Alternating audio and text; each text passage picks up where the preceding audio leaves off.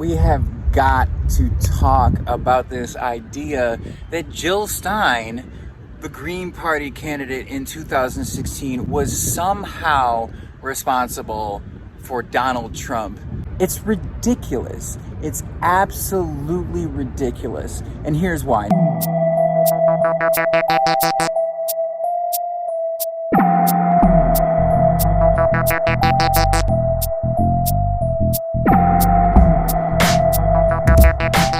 This idea, I've heard it thrown about, casually talked about by Democratic operatives on cable television like it's somehow generally accepted fact.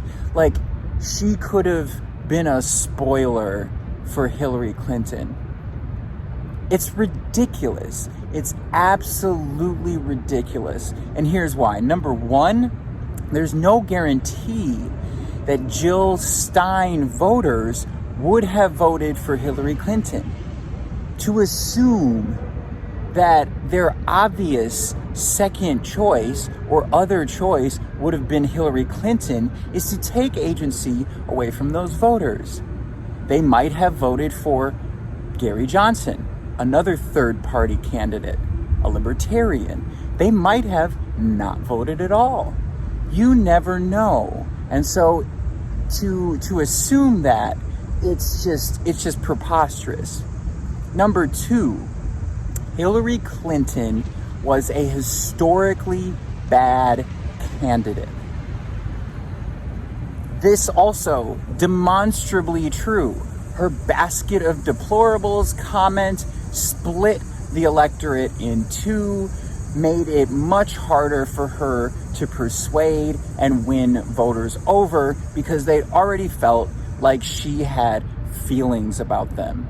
To compound this, she famously did not campaign in some of the states, or didn't campaign as much as she could have in some of the states that were most essential to winning this election and where the margin was closest. Number three, Jill Stein was an important candidate in that election, and actually, potentially, maybe even one of the reasons that the Democrats won in 2020. Here's why. Have you heard of the Green New Deal? It actually became part of the Democrats' policy platform through Bernie Sanders when he ran again in 2020. And when he ultimately stepped back and gave the nomination to Joe Biden and endorsed him, it became part of their official platform.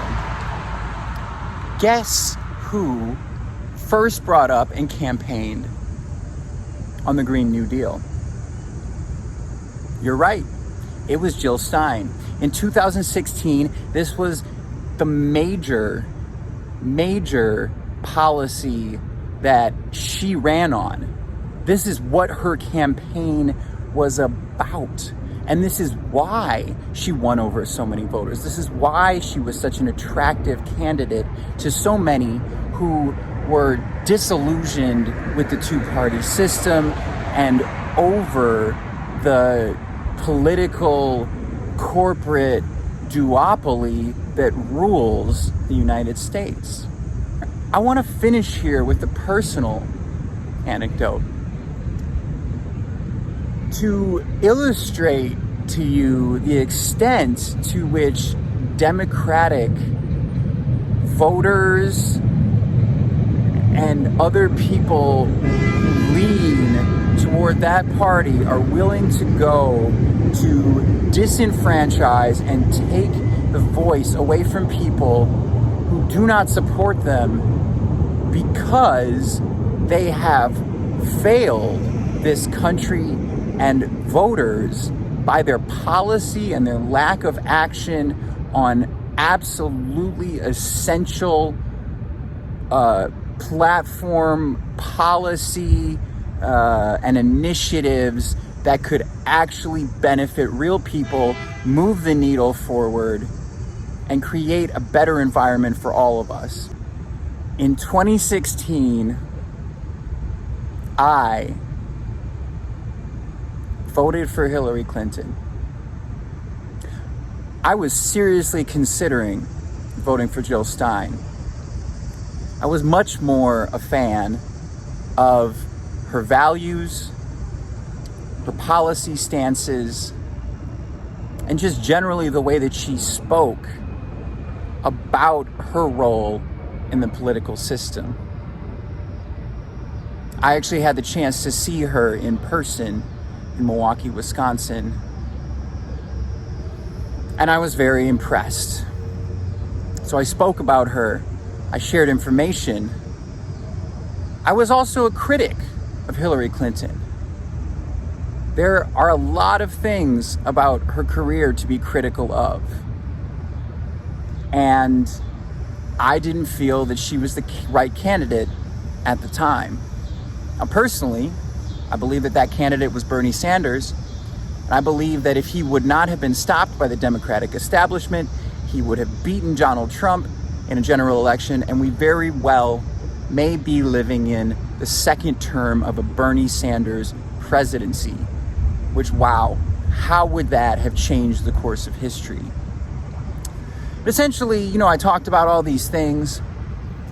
After Donald Trump won, I had friends who had assumed that I voted for Jill Stein, did not know that I voted for Hillary Clinton, didn't even ask, and either insinuated or straight out told me that it was my fault that Donald Trump had just won. As if Hillary Clinton wasn't the candidate. As if it wasn't her job and the job of the Democratic Party to persuade voters through their policy stances and promises to vote for them. As if it was my fault, the voter, one voter, as if I could have made such a difference.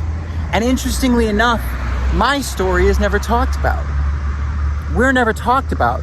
Those of us who loved Jill Stein or that third party candidate and instead decided to suck it up and do our duty and vote for the two-party candidate that we don't want to because they don't represent our values and interests. Well, I did it anyway. And see what it's gotten us?